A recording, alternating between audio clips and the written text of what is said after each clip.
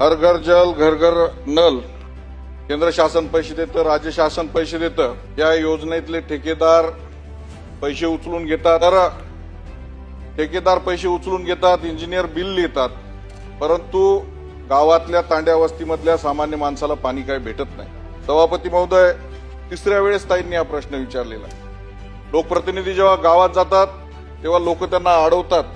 Sholay style आंदोलन झालं, अनेकदा घेराव घातले गेले, परंतु प्रश्न काही सुटत नाही. थातूर मातूर उत्तरं दिली जातात.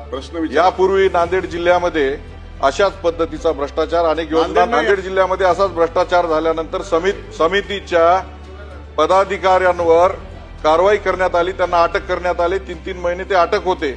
माझा मंत्री महोदयांना प्रश्न आहे की ज्यांनी भ्रष्टाचार केलेला आहे किंवा ठराविक कालावधीमध्ये हा प्रकल्प पूर्ण केला नाही त्यांच्यावरती फौजदारी गुन्हे दाखल करणार काय?